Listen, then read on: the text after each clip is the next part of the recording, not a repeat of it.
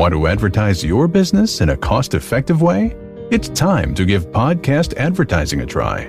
Research shows a high rate of podcast listeners made a purchase as a result of an ad they heard on a podcast. Visit podbean.com/brands to launch a cost-effective podcast advertising campaign in minutes. That's podbean.com/brands.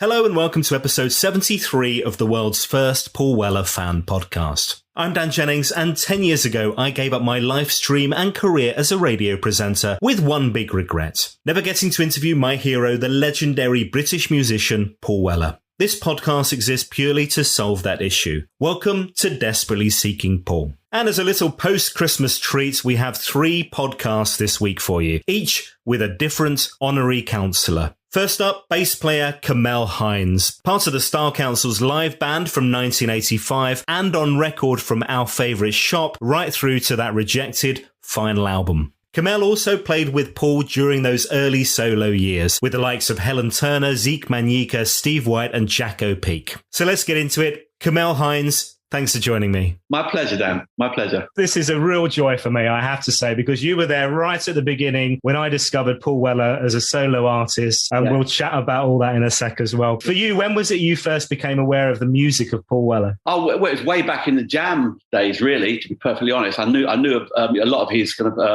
major works in the Jam days. I was in the industry myself with my own soul groups, I guess, in the Brit Funk era, especially a group called Central Line. Paul and I think we first met in Holland. We were on a TV show together. We had a hit over there with a song called Walking into Sunshine, and he was over there with his string of hits at the time in the 80s. He had about 10 number ones at the same time or something like that. Yeah, I think he had it. But anyway, he was over there doing some promotions. And we just sat down in a little green room or whatever back on this TV show and started chatting. And he knew of my kind of soul group situation, and I obviously knew of him, and we chatted away. And it wasn't until, I think, a few years later that I got myself an answer machine. Panasonic with a little tape. It was like a new piece of kit. That, along with my Filofax, in August 1984, my band Central Line split up, and it was like a love affair being split up. It's like, oh man, what am I going to do? And rather than mope over it, I just I went through my A to Z and called everybody and said, look, I'm looking for some work, because I didn't want to be idle. It was really quite depressing, your band splitting up, all your mates and stuff like that, And I went through, and within a couple of days, I got a call from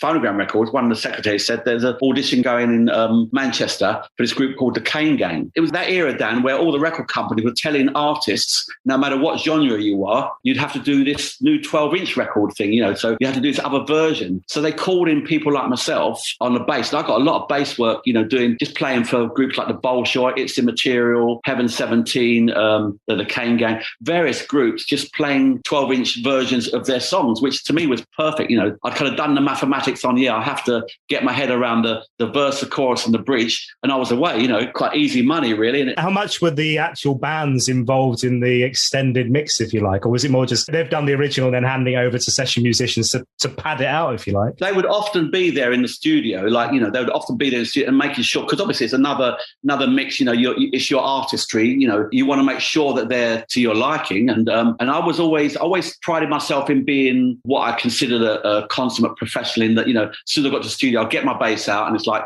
okay, what do you want? They'd give me some direction, but they'd say they'd want a bit of scope where I just, I explore different parameters. They'd say, yeah, I like that. Let's do some more of that. And, they could just cut and paste what they want then. And it's quite a joy to do. Sometimes I'd be doing 2 or 3 in the same day. I went to some of the top studios at the time, and one was Solid Bond, down in Marble Arch. And I think Paul had his own label, and he had one of the songs that I'd done was Dizzy Heights. I really enjoyed that session. I remember, I was really on it then, and I just, I gave it some basically. And I think Paul must have walked in and heard that. And he was the first message I got on my answer machine. And it was like, the first ever message on my answer machine was from Paul Weller in 1984 saying, would you like to come and play on my new album? I said, what? You got to be kidding me, yeah? He'd already done Cafe Blur, which I thought was amazing. I love Tracy Thorn's Paris Match. That does my head in still to this day, So he's doing the new album, Our Favourite Shop, and said, like, would you like to come down to the studio? And I knew that Steve White was on board. I knew that Mickey Talbot was on board, and Helen Turner and DC Lee. And it was just like, yeah, I'll have some of that. They recruited me for for then until, it went a bit off. Then we'd done all the festivals, and our favourite shop went straight to number one on our first gig at the Brixton Academy. And it was like, blimey, man. This is living the dream. Weren't you involved a little earlier, though, with Burt Bevans? Let me get this right. So he was this New York house DJ who, I think I'm right in saying, set up Ministry of Sound, didn't he, at one point? I knew that Burt was, I think Burt was introduced to me from an ex-girlfriend who worked in club promotions at EMI and then at Virgin. And he got me a lot of session work. Yeah, it's taken me back now. Yeah, I think, I'm not sure in what order, going back a bit now, early 80s, like mid-80s or something. Yeah, I'm talking about nearly 40 years ago, to be fair. But yeah, I think the first things were, he created these club mixes of, what was it, Money Go Round and Long Hot Summer. That's right, yeah. So, got you to do bass on them, right? They got me to do bass on long version of Long Hot Summer. You're well informed, aren't you? I can't quite remember the club mix, I'll be honest with you. I'll have to dig that out in terms of seeing what the difference was, Well, I've got to tell you a funny story. When we done the Live Aid thing, I think Long Hot Summer was, it was You're the Best thing, sorry, no. So I was playing keyboard bass on that. On a bass, 4-string bass, I'm very confident, especially when playing with Paul and the Style Council and that, and in my element, soulful rock bass player, that's me essentially, Playing keyboard bass, it was like, I was a bit nervous on that, just in case I hit a wrong note. But also the fact that those analog keyboards used to go out of tune. if the heat, like at Glastonbury, my Pro 1, where it actually belonged to Mick, it went out of tune. So we were playing and literally went like totally mad, in a key on another stratosphere kind of thing. But we were all drunk at the time, so it didn't quite matter. But just thinking when we got to Live Aid and thinking it's in front of my parents and in front of the whole world, if I hit that note and it's not in an A40 diatonic scale, I'm in trouble. I'll be toast for the rest of my life. The roadie... was it Dave Little? Yeah. Dave was winding me up backstage. So Status Quo on, first of all, on the circular stage. And we're ready to go on when they spin the stage. And he says to me, it's gone out again. And we do the festivals. And I believed him. And I thought, no, I'm going on stage in front of the whole world. I'm going to hit this note. And it was going to go out of tune. And I hit the first note and it was perfectly in. And I was just like, there was no cameras on me at the time. But when I hit that note, I was like, yes, thank you. And once I'd finished that song, it was like, I could put my bass on and I was away. I was really enjoying myself, But until then, back in your comfort zone again. Yeah. And you're joining of the band and joining, when you're invited to play on Our Favourite Shop. So Anthony Harty leaves the band, and you get introduced, I think, also because Zeke Menyika was a great connection, and we'll dig into that in a sec. But invited to play on Our Favourite Shop, you like to say. This album's number one, and you then join for the Internationalist tour, going all around the world, which sounds hugely exciting. But the band were right on top then, like you say, number one album, top 10 singles. Most importantly, sounding so tight, both live and on record, weren't they? For me, throughout my career, the template for me for doing any form of, I teach a lot at universities and stuff like that these days. And one of the great things is doing workshop productions with young creatives who really want to get out there and do it. And one of the first things I get to is, the fact that having worked with someone like Paul Weller, who is, when it comes to rehearsals, I've never ever experienced anything like working with him, because he works you to the bone. We'd do a month before any Style Council tour. We'd do a good month of rehearsals, 5 days a week. But it's like going to war. Really, with war with the bass guitar. Yeah. We'd be chatting about it in the evening, like up to 30 songs, and sometimes you didn't know what was going to be. Out of the blue, you might just change the set list just like that. The level of attention that you had to give to those situations and being very aware of, even on stage. My thing was like, I'm to the right of Paul a lot of the time, and I'm looking at his face. He would just tell you by just by his expressions what to do, and we would know. We were so well rehearsed. We would know. And to be perfectly honest, the Style Council, and I guess especially the Paul Weller band, when we got into the Paul Weller band and we went to the States and to Japan a few times, we were so tight that it didn't matter who else was on the stage. It could have been the Foo Fighters, it could have been Stevie Wonder, it could have been whoever. We could hold our own, and we'd say, bring it on, because we were so confident. And I thought it was quite exceptional, actually. The level of professionalism, the level of discipline, the level of determination, and the level of sharing a joint vision, sharing his vision was all encompassing. And to me, I advocate that in terms of collaboration today. It's like, the right human beings, the will taught me so much. Just absolutely brilliant. And hard work, though, yeah? I mean, obviously putting in the hours to get to that point. Yeah. I mean, real hard work, yeah. Yeah, like I say, the rehearsals were no joke. Sometimes I couldn't sleep at night. It was that, because you've got to be on it. And funnily enough, people don't tend to realise a bassist, not like a guitarist or keyboard player, you can lay down or lay down a chord and stuff like that. With a bassist, it's the melodic aspects. All those riffs. You have to remember all the riffs as well as everything else. It's not as easy a job for a bassist, funnily enough. And people tend to assume that they're getting away with murder, but it's hard work. You have to remember a hell of a lot in terms of the riffs and the timing and all those kind of things. How I used to do, I'd probably often, I think one of the albums, I think it was Confessions, maybe a bit further on, he'd invite me around his house and he'd tell me what he's intending and send me away with some tapes. I'd spend a month just absorbing what he wanted. To me, my role as a bassist, and anybody's role as a bassist, is to actually support the foundation of the house. So you have to know what the singer, what the front person is intending, and that's down to the dynamics, down to the spacing and everything. So my thing was just to absorb the ethos of what he's intending. Once I'd done that, then I'd start to map out the bars and the arrangements and stuff like that. I wouldn't touch my bass for a good few weeks before I started work. So it's the preparation. It's a ritual for me. It's like, I'm not the kind of person that you could say,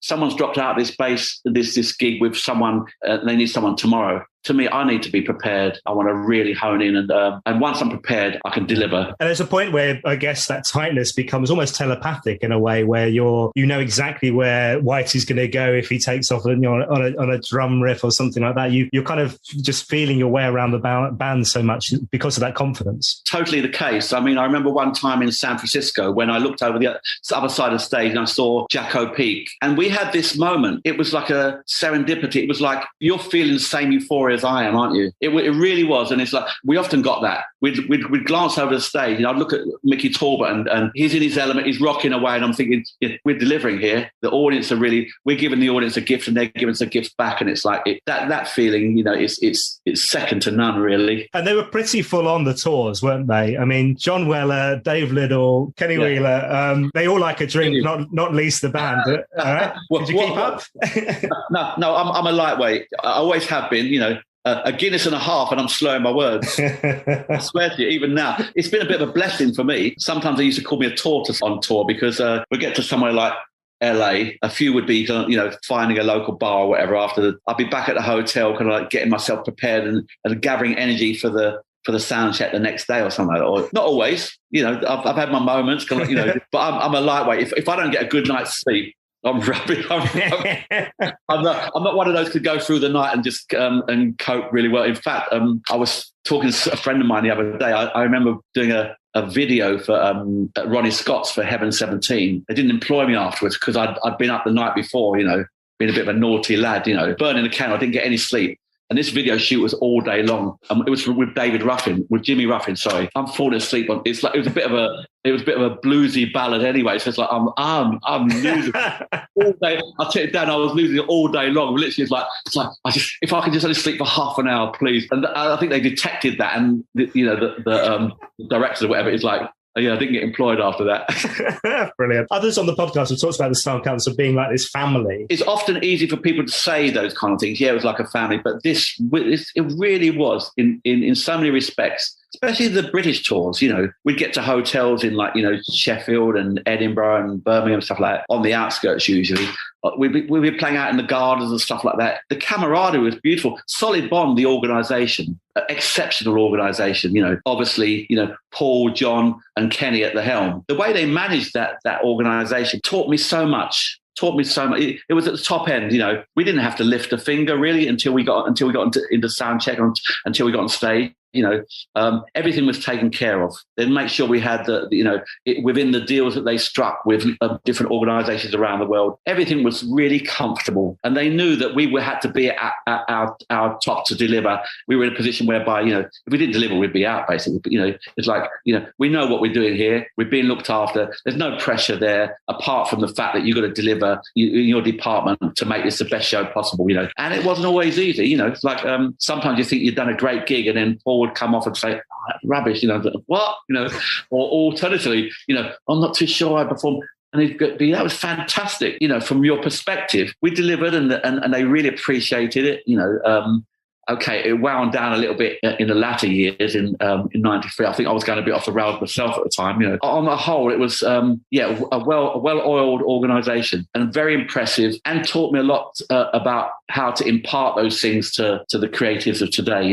In respect of if you really want to make it at a high level, you've got to micro focus. No point. You don't bother focusing. You've got to micro focus. We can obviously see you on film. So 3 nights at Wembley, there was this 15-piece string section. A lot of people talk about it being like the ultimate lineup, and so the Showbiz video that came out and is available on YouTube, and I think high definition on DVD. The band looks, you guys look amazing in that, really tight. But there's one gig I wanted to talk to you about, which was, I think I'm right in saying, the Shaw Theatre, because you played with DC Lee as well. Did you perform like 3 separate sets, once with Style Councillor, once with D, and once with Hindsight? Would that be right? That's right. Well, in a way, Paul gave me the headline there. That's how I got to deal with Circa UK, and ultimately, by retaining the rights for North America, got to deal with Virgin America as well, which helped me to buy this flat that I've got here, this little, quaint little flat I've got here. Yeah, such a kind man, Paul Weller, such a, and I could tell you lots of stories about, what the treats and that on the road and stuff like, you used to be given loads of gifts,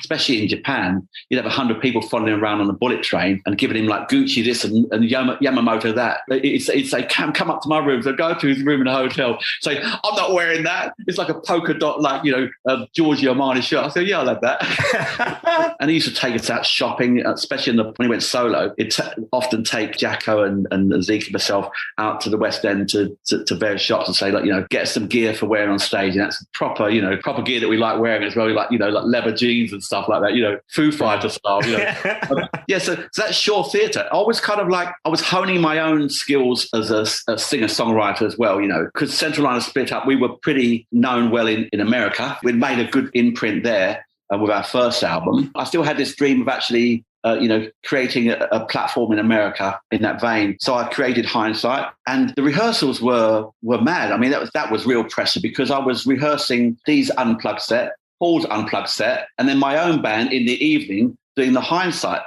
set, which was like a real pressure, because I hadn't done many gigs, but I knew what I wanted to do there. And yeah, it was a real turning point, but it was a lot of pressure. But it went down really well. At the end of the night, we had, because I think there was quite a few acts on. I think, what's his name was comparing it.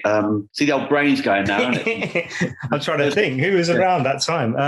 Wasn't Porky the Poet and all that? Yeah, he compared it. Phil Jupitus, right, yeah. Yeah, Phil compared it, and so Terence Trent D'Arby done a solo vocal and piano thing. So he came on first. How do you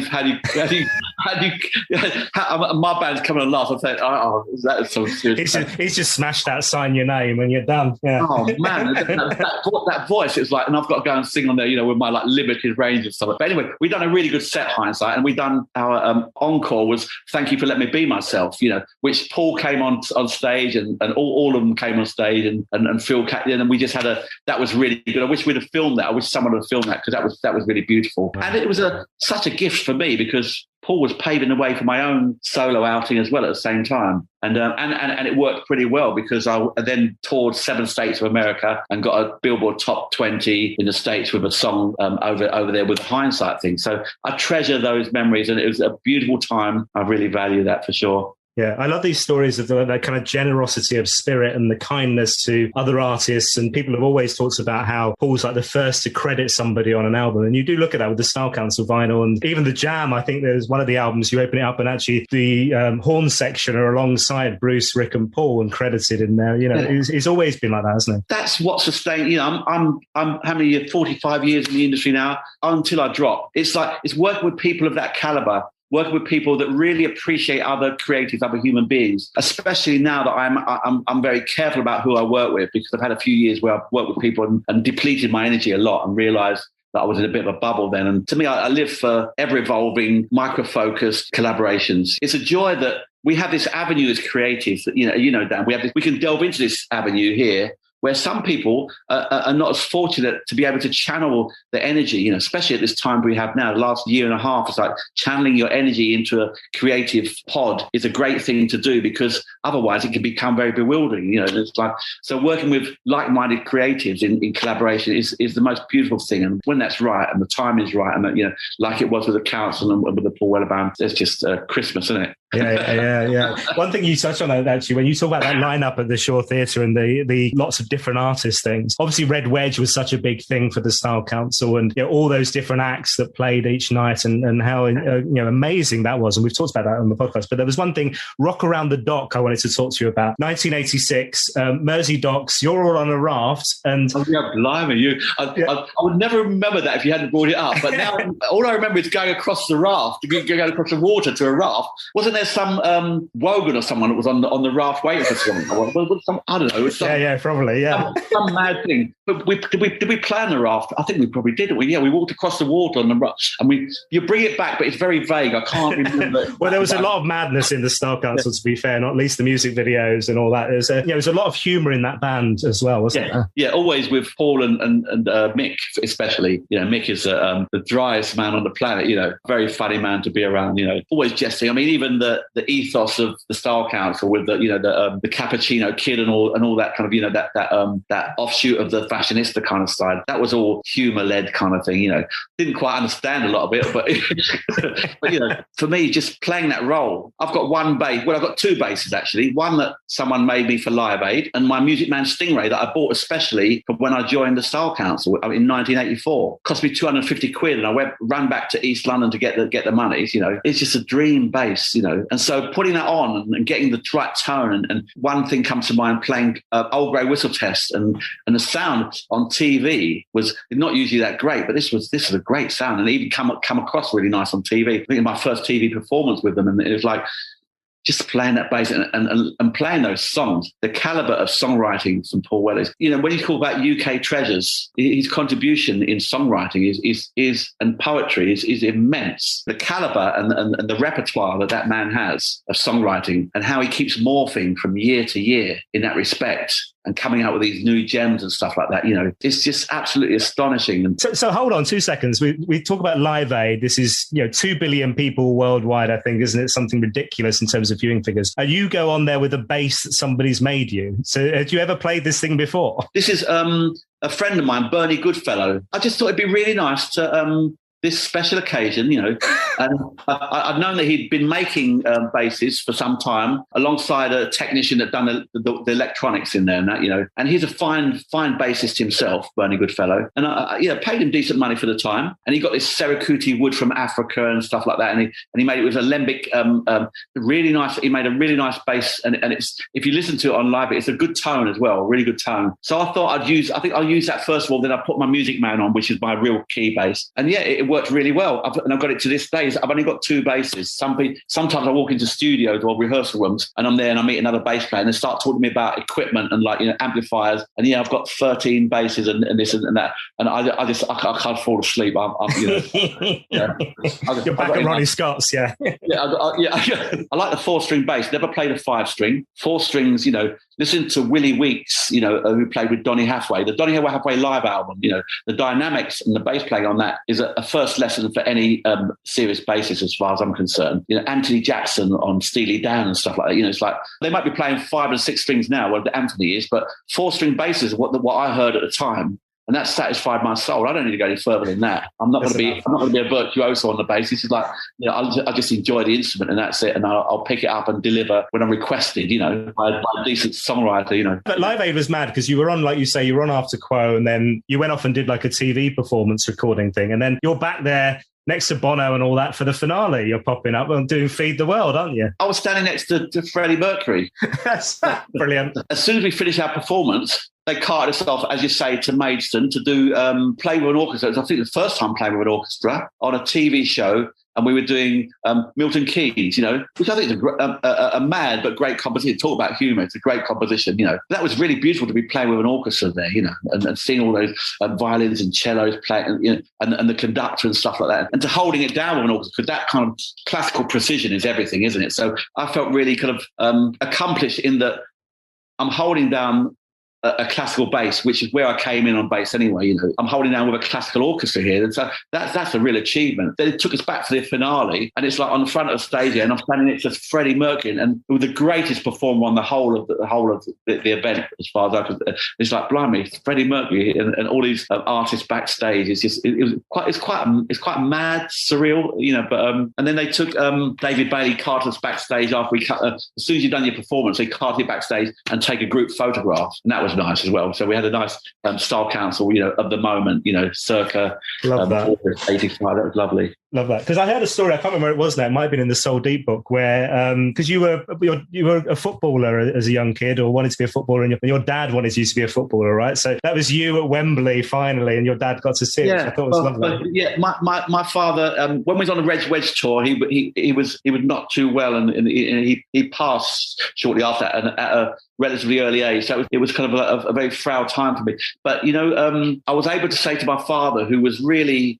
He knew that I could play at Wembley as a footballer. I definitely had the talent. I feel that I was more confident as a footballer in terms of strategy and in terms of like application and knowing that I could actually foresee or read a game than ever in the music industry. I played for East London schoolboys from primary school, all through primary school and all through secondary school. And then I got picked in a match by an old scout called Willis St. Pierre at West Ham in a cup final against Newham, where myself and Alan Kirbysley got picked to go to West Ham. So I trained at West Ham with Alan Kirbysley, you know, use their physio, use their tubs and use their field and their practice ground. Was trained by Frank Lampard Senior and Clive Best and people like that would train us at the training grounds, stuff like that. I had all the potential to go professional, but unfortunately, and I don't want to bring the mo down, but unfortunately, you know, as is still the case, you know, racism was rife, and I felt it. I'm a very sensitive man. I'm a black and white man, or white and black man, whichever way you want to look at it. And I felt that very, very profound at the time, but I didn't know how to articulate it at the age of 16, 17. So I didn't have that conversation with my father. I kind of left the game. Unfortunately, at the time, the Jacksons and the Osmonds were coming to town. So I had that identity to connect with, and they brought in the Motown era, which is like another cornucopia for me, you know, listen to those Motown bass players.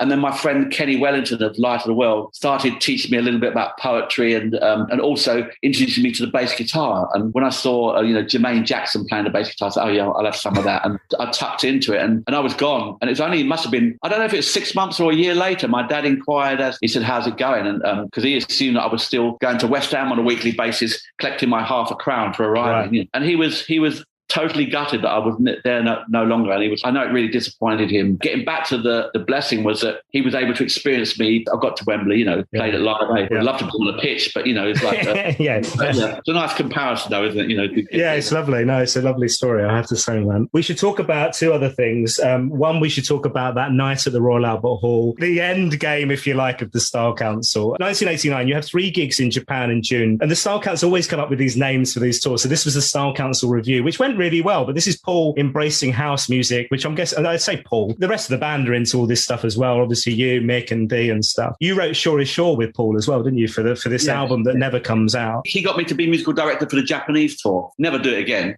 What does that mean? What's the difference between playing bass and musical director? Was he was asking you to come up with the vision and Dan, I had to rehearse 16 very difficult creatives. I realised afterwards, Paul, he morphs with different genres and subgenres as they go and absorbs what he wants from them. He done a great version of Joe Smooth's song, Promised Land, Promised Land, and he really absorbed the house thing there. But it wasn't really what Japan wanted from Paul at all. Bear in mind that Polydor at the time, because I had a couple of chats with John Weller about that at the time. They kind of stiffed Paul at that time there, The whole industry is morphing towards this, I wouldn't say a fad, but it was something that was going to actually come around in the cyclic nature of things. If anybody with a bit of foresight would see, that would kind of like find its place. But then the revival of Paul Weller and what he does would be easy to actually manifest given the time. They blew the Style Council out, thinking it's the end of an era and stuff like that, and the end of, which I think was a bit of a mistake. And John was like beside himself. It's like, they just, the way they treated him wasn't too good. And I had an insight into that. But I'd done the MDing,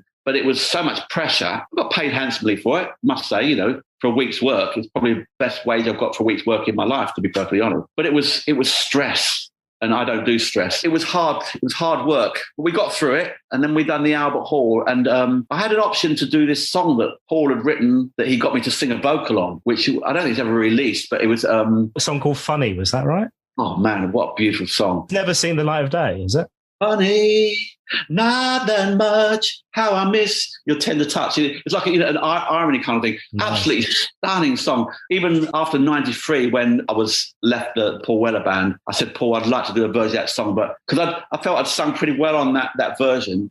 And I also liked the mood of that version. I wanted to retain that and do a version of it, but I was never given the right to do it. But yeah, absolutely beautiful song. And I've kind of lost a lot of my falsetto voice, so I don't think I could do it. But I never had the confidence to do it at the Albert Hall. I wish I had. Because of the house thing, I went and done this stupid little house song that I'd written, and I kind of lost the bottle on stage, really. I went out front and sung this song, and it was just like, it was embarrassing for me. I don't know what it was for the audience. It wasn't a memorable time at all. Oh, but that's it. I feel that if I'd had more confidence, because this jazz song went through a lot of changes, and I thought to myself, in hindsight, I wish I'd done that. But it's all relative, isn't it? I'll send you a version. I'll send you the version. Oh, please do, man. We done it at Solid Bond, and I just done a version, and he really liked it. It needed a few more things, some of the end choruses needed to be put in the middle there and stuff like that, but needed finishing off. Yeah, I'd love to get my hands on the stems of that. Somewhere in some archive, someone will eventually dig it out, I'm sure. If I have a cup of tea with Paul Weller in his lifetime again, I'm going to bring my handcuff and say, you're not letting me give me the stems for funny, because I want to put it on an album one day, because it's just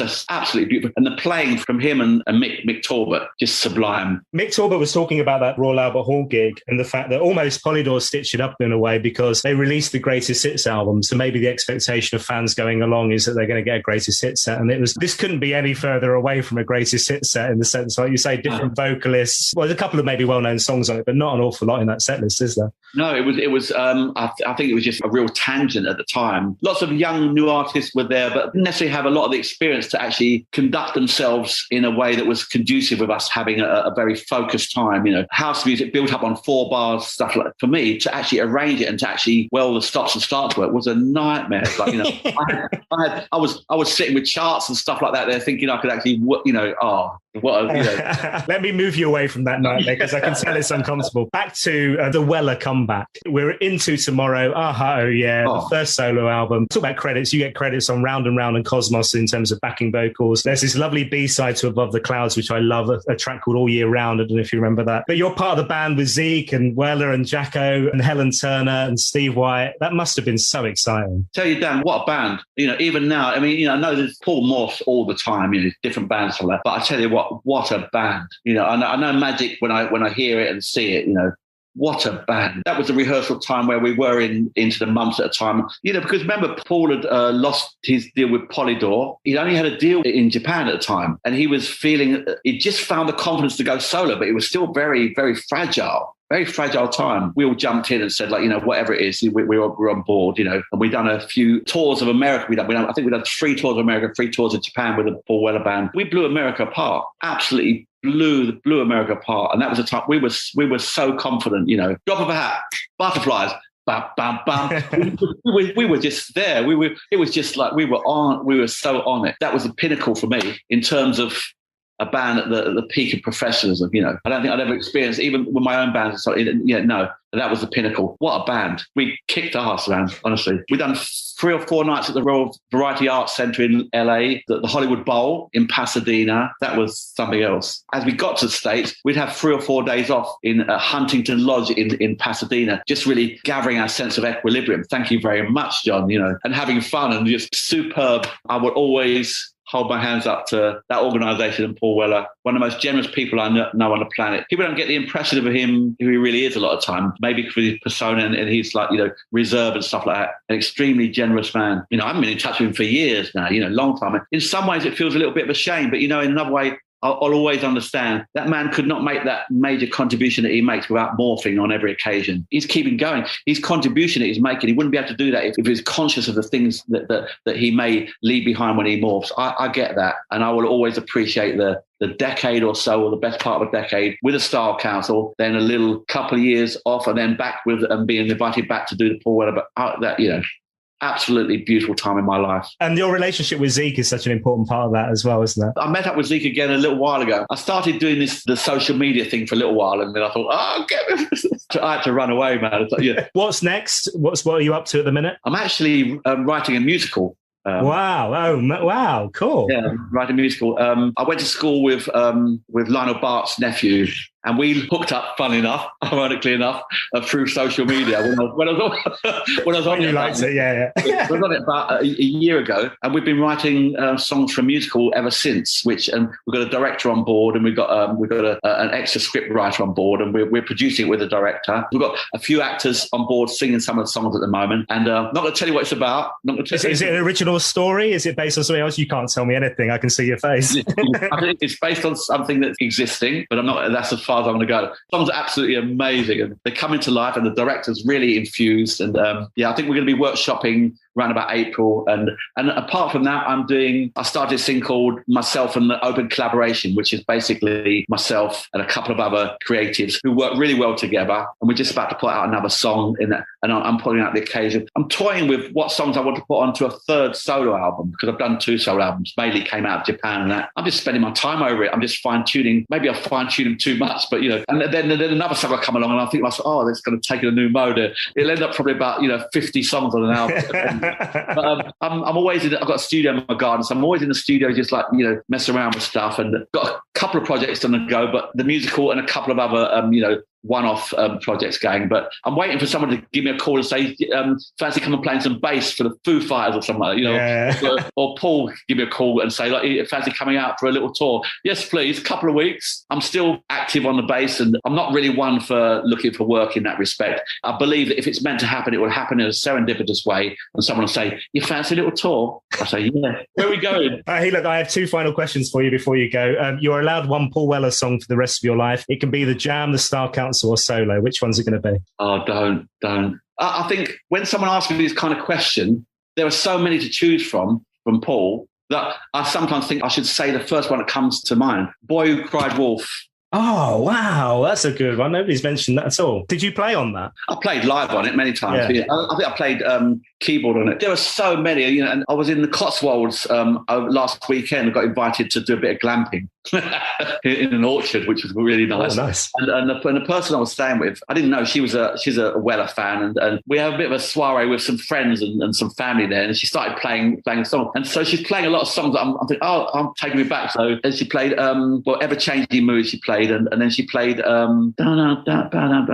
there's so many that moved me. I mean, the Weller Band, we toured Wildwood all over those tours before I even recorded it. Yeah, I remember hearing lots of different versions of that, and it kind of evolving before it became a single and things. From that period, Above the Clouds is the one that gets me every single time. What really? A tune. Yeah. What a tune. Chris Bangs produced that. Did he do Chris? Or he done a mix on it? Yeah. I remember talking to Paul about that, being above the clouds on a plane coming home from somewhere. And just asked him about his inspiration. Bull Rushes comes to mind as well. That's one of my favourite. That would morph into Magic Bus, wouldn't it? Yeah. Well, I love playing that live. Bull Rushes. That was my dream as a bassist as well. But what a song! And Amongst Butterflies, another one that I think is a great. There's so many. He's picking them all. We're picking them all. Final question for you. So the purpose of this podcast is not least to talk to lovely people like yourself, but it's also to get the interview with Paul Weller. I never managed during my radio career. I gave up radio presenting 10 years ago with one big regret, which was never getting to interview Weller. If it happens, when it happens, what should I ask him? I think you will get that, because you're a lovely man. Get your what you're doing here to him. I think he will make room for you to do that. What should you ask him? That's a good question, man. What should you ask him? Yeah. What does he think of the band Traffic? Okay. Tell me about your affinity with Traffic, the band Traffic. And that get him talking. Maybe not a lot of people know that, but it's like, this is going back, this is going into the roots of where he's coming from, the bands like that and the Faces and all that era there, it's like a Winwood and stuff like that. Yeah. That's some of the roots of that man there, He'd like that as a question. I like that. It sounds to me like you're almost talking about Paul's DNA in a way, this kind of makeup of the man, which is great. Yeah. Well, yes. Well, someone needs to. What do we do in our lifetime we make a contribution to the stimulus of our species, and what a contribution he's making. I love him forever for that. Hey man, this has been so lovely. Thank you so much for your time. Pleasure. If you do have that interview with him, say, oh, by the way, Cam says, when we're going to have that cup of tea, make sure it's in his lifetime. My pleasure, Dan. Anytime you like, mate. Another fabulous guest on the podcast. My thanks once again to Camelle Hinds. What a lovely guy. You can find out all the details about his work with the Style Council and otherwise in the show notes for this podcast. Just head to my website. It's paulwellerfanpodcast.com. And in case you haven't had enough special gifts this Christmas, we have another new episode landing tomorrow with another Honorary Councillor. So make sure you subscribe wherever you get your podcasts. Head to my website, paulwellerfanpodcast.com. You can get in touch on social media, on Twitter @WellerFanPod, or on Instagram and Facebook. It's Paul Weller Fan Podcast. If you've enjoyed this episode of the podcast, then please do share on your social media channels. I'll see you next time.